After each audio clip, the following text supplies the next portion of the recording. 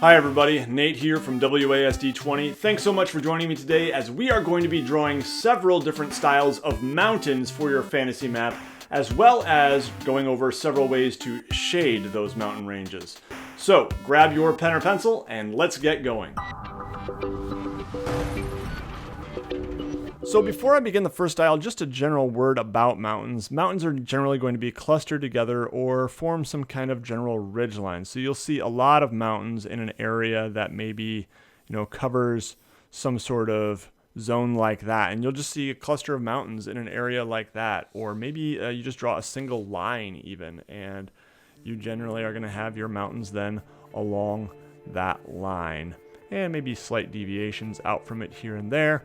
But that's just an important principle of mountain drawing. There's a lot more I could say about it, but we're just going to be focusing mainly on how to draw them, not exactly getting into all the proper placement and plate tectonics and all that stuff. So jumping right into things, we're going to generally be starting with the easiest mountains first. And I think the easiest possible way you can draw mountains is just by doing some of these. Doesn't get much easier than that. Make them overlap. I think sometimes the tighter the better in terms of overlapping, but they don't all have to overlap necessarily. And just going in and kind of drawing some pretty uniform. I'm not giving much variety to these. They're all generally shaped the same way. And you might say, well, that doesn't look very nice, or I don't like that look. Well, if you end up struggling with some of the other methods, there is absolutely nothing wrong with going to this method. I think that you can look at maps that have this style of mountain, and when you just look at the map as a whole, they can look excellent. They can be wonderful works of art, and I definitely recommend this as a starting place if you're struggling with some of the others. Method number 2, then, now we're going to start getting into some different shapes. So my general method for drawing mountains is similar to this. I just add a little bit more variety in the lines. So I might do some kind of jagged lines like this, and then go in and do one that way, and different sizes. Some of them might be a little more rounded than others, and just kind of go in and have some fun with it. Occasionally you can do a pretty simple one. They don't all need to be all jagged and oddly shaped.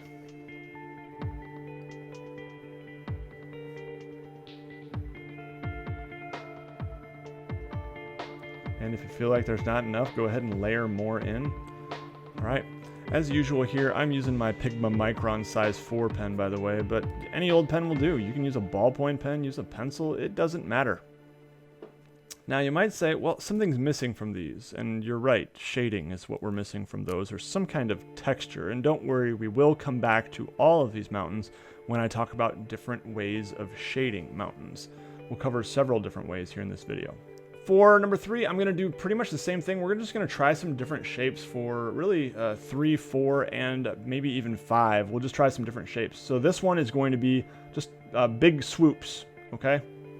So similar to number 1, but making the lines a little more swoopy and varying the size a bit. But we're not doing jagged edges at all on this one. We're just doing kind of big old swoopy lines. I call them the big swoops.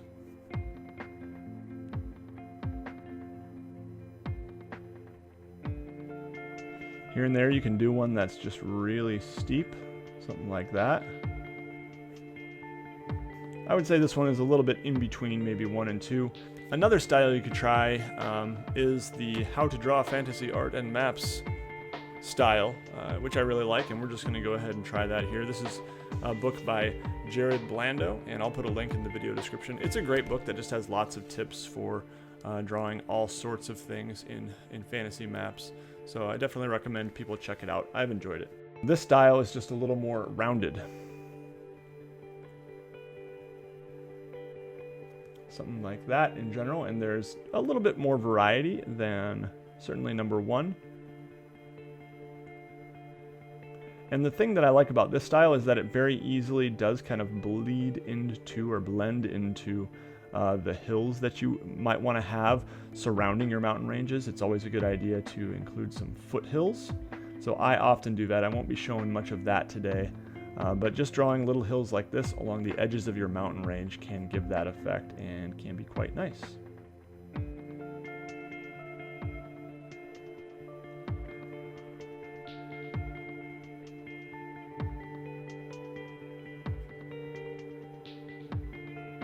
All right, so that's good there. And number 5, just one more shape, and this is one that I recently used on the Land Between Two Rivers map that I made for Jim Davis over on WebDM. And the mountains that he wanted had a little bit more of almost a cartoony style, I guess. And they kind of remind me of mountains that you would find like in a canyon. And so they're quite tall, and in general, they were either rounded or had a pretty straight edge, almost like a volcano. But don't worry, they're not going to really, I don't think they're really going to look like volcanoes when we're done. But they did have kind of a flat top, and you can do totally flat or you can angle a little bit. Here is also adding some lines right here. So just go like that. And we could shade on the side of that. We'll get to that when we get to the shading step, or you could just leave it like this, really. All right, so I think that has a little bit more of a illustrative style. They're pretty uniform in general, not a ton of variety, but that can look nice. All right, finally we're going to get into some wilder styles here. So you guys might remember the Ridgeline style that I have often used in my maps. And before we get to that style, I'm actually going to try a new one here that I've never done before. So we'll see how this goes. But this is the top-down view.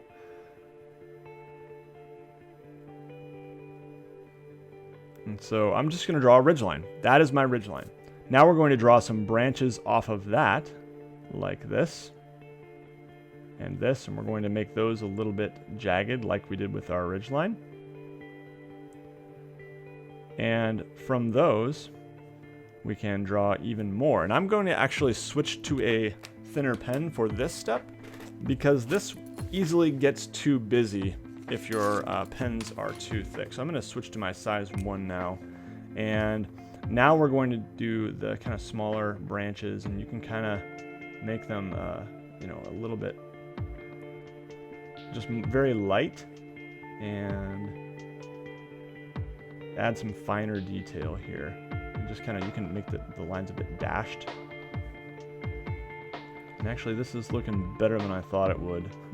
I was not very confident going into this, but it's not looking too bad. And so you can just do like that, and I'm not being very cautious. And this is a style that I learned from Fantastic Maps, who has some fantastic tutorials on YouTube, and he also has a website. In fact, now the thing I don't like about this, and the reason I don't generally do it, is it doesn't have that kind of traditional old world fantasy style that I tend to think of when drawing fantasy maps. It's a little bit more photorealistic, the top-down perspective. It's how, topographical maps often look and things like that. So now we would want to probably shade that. That will make it pop a lot more, but we're going to save that here, and we're going to go to number 7. The last style that I will draw here is more traditional WASD20 ridgeline technique that I've done before. So I'm going to start by drawing one mountain, and then when I get to the peak, I am going to start making it fairly jagged.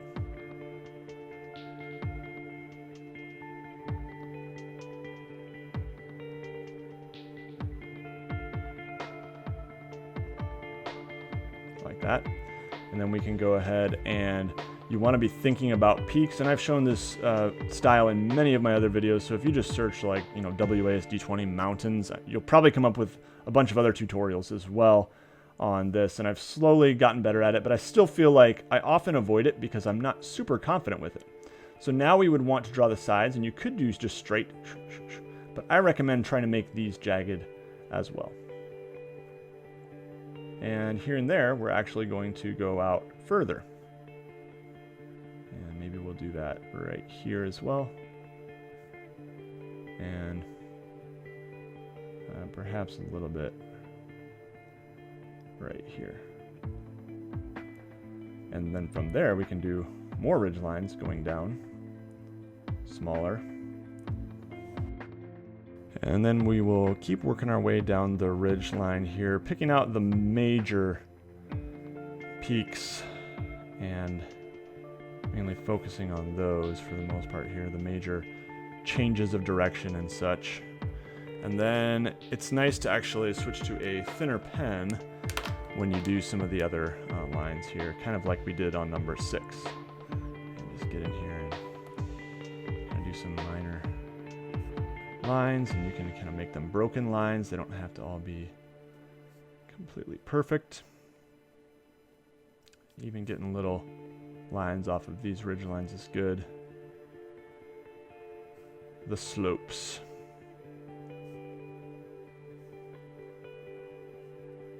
And yeah, if you're not happy with this, how yours are turning out in this style, you know, it doesn't hurt to go back to one of these. Like, honestly, that's what I often do, because I have a hard time and I tend to fuss with them a lot when I do this style, and oftentimes I look back on them a couple months later and I go, that doesn't look quite right there or right there. And so, you know, just keep working on it. Also, I find if you like the way mine look, it doesn't hurt to just try to copy my lines exactly when you're first starting out.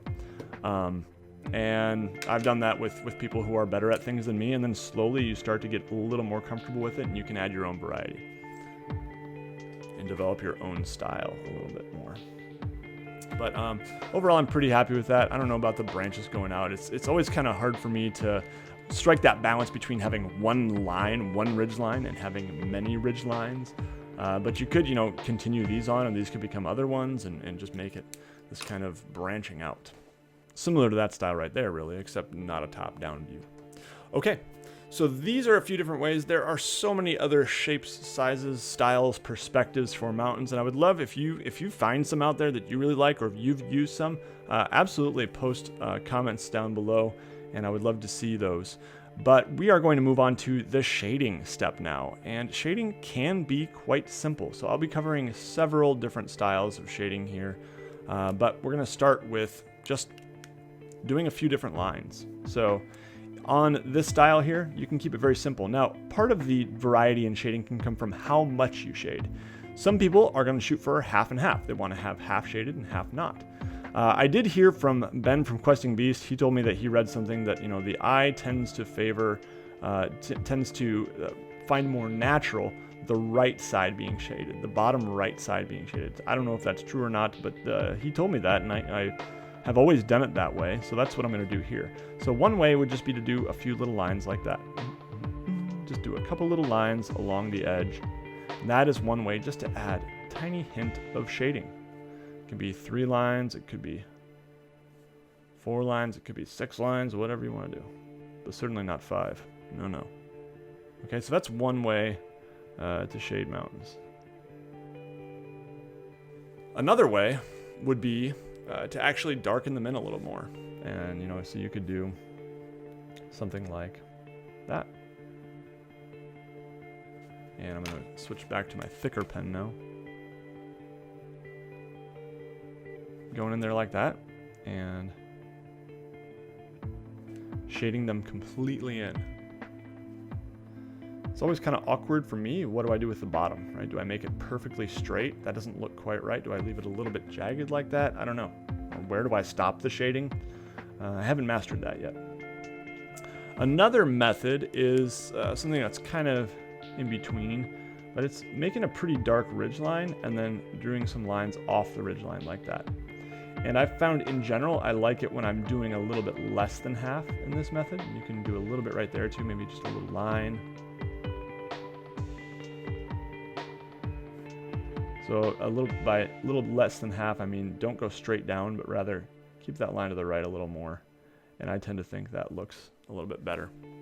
It's up to you whether you want to make your lines straight, or you can try to make them pretty jagged, like something like that.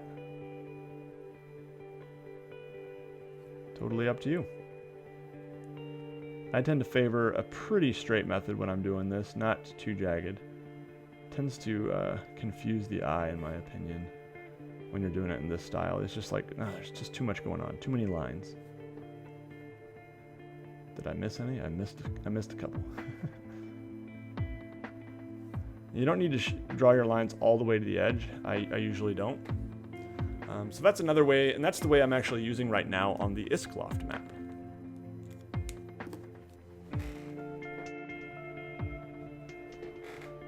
In case I didn't make it clear enough, I do want to say that, you can use any of these shading styles with pretty much any of these mountains. I'm not trying to say that this is the way you would shade these mountains, but you could, use this style of shading with these mountains, or this, actually like Tolkien in the Middle Earth maps, if you look at those, he usually uses a bit of this style of mountain with the pure black shading. And so just mixing and matching, I think, is important, and trying to find what works well for you. Now, for these ones here, I am going to be using my brush pens, these gray brush pens, which are really nice. So if you have some gray markers, you can do something similar, or a gray pen. But I'm just going to be going very subtly, and we'll try this one first and just see how it looks. This is the lightest one. I'll put a link to these in the video description. I used them in my last video on trees as well. And you can just kind of brush this shading in here, and it makes it nice and subtle. And if you find like, that's not quite dark enough, as I'm noticing here, then you can always go back with a darker one. But you can use this for trees. You can use this for any type of shadow that you would be making on a map. So let's try a little bit darker here. And yeah, I think I do like that quite a bit better. And again, you can do the kind of jagged, or you can just do a little bit more straight and uniform, which I generally favor with most styles of shading.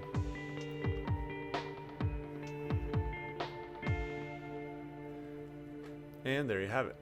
You can actually mix and match these two, and use like maybe a darker line on the ridge, and then as you get further out from that center line, you can have it lighten up, and that can look really nice too. So you can kind of do 2 or 3 tone shading, which is pretty much what I do when I shade digitally.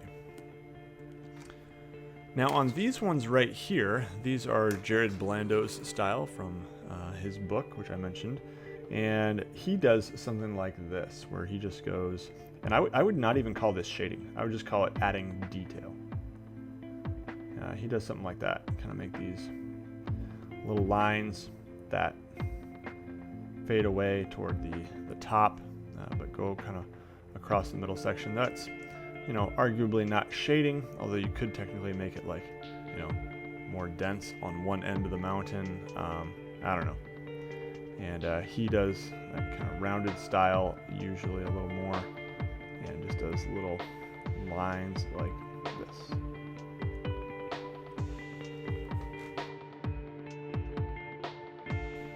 So although it's not shading, I think that it could be used in conjunction with shading, and he often does digital shading along with this. Or, this I think is enough, where it just kind of adds a bit of detail and fills out your map a little bit.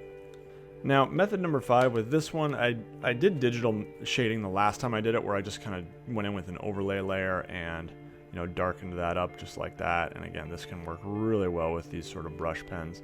But I will just give a shout out to a couple other methods of shading real quick before we move on to the Ridgeline style.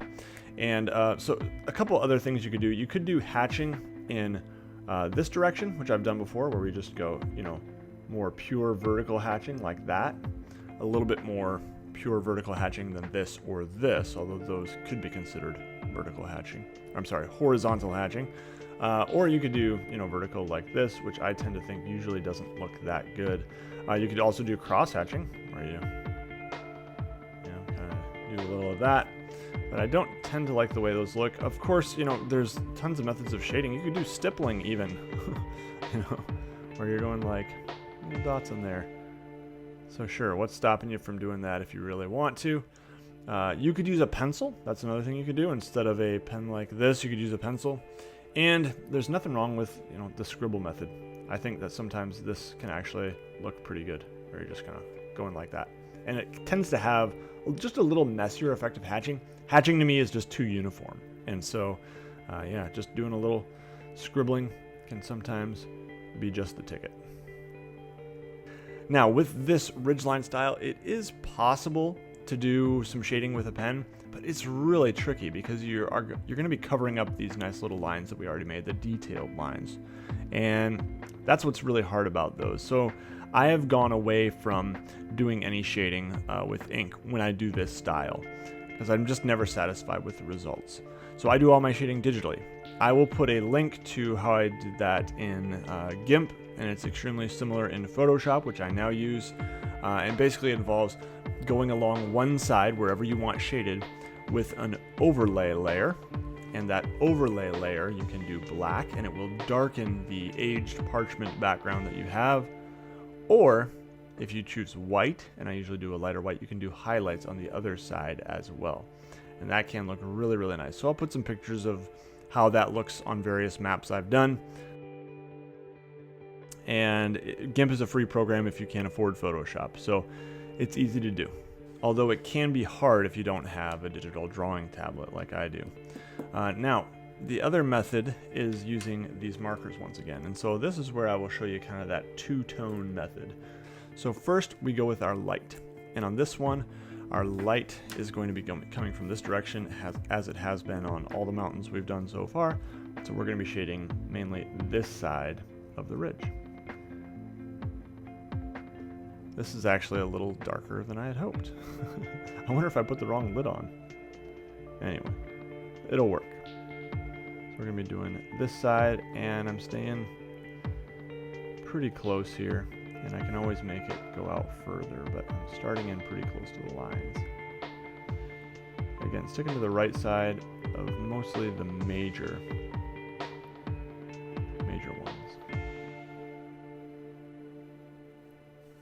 Be less concerned about the small ones. Yeah, and actually, I think I should have started with this lighter one here as I'm looking at it now. So anyway, we'll go and we can kind of blend in with some of the lighter here and get some on that side too.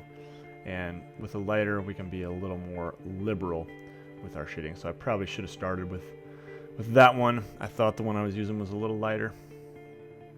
There's not going to be much right here because there's just, if the light is coming from that direction, there's just not going to be much catching any shadow.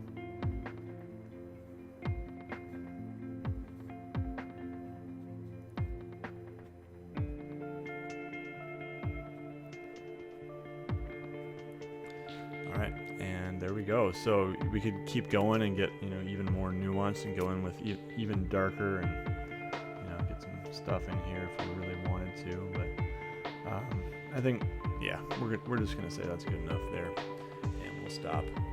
But I think that this method does not look really good unless you are shading it really well. And yeah, that kind of brings that, lifting it out of the paper a little bit and gives you the impression that these are indeed mountains rather than like rivers or something. Anyway, I definitely haven't mastered that and need a lot more practice. But we can do something very similar with number 7 here. So I'm going to take my really lighter one this time, promise. And I'm just going to go along the whole right side and block it in is what I call it. And we're just blocking in some shading along that whole right side. And again with the brush pen, nice and quick. And we can do a little bit on here and there on these ridge lines too, but we don't want to go overboard.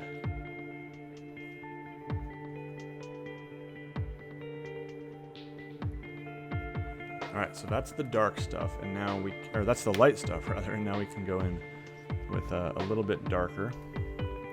So we'll take this one here, and now we'll go along the ridge line closer in. And trying not to push too hard so I do get that nice fine point and I can get the detailed work done here.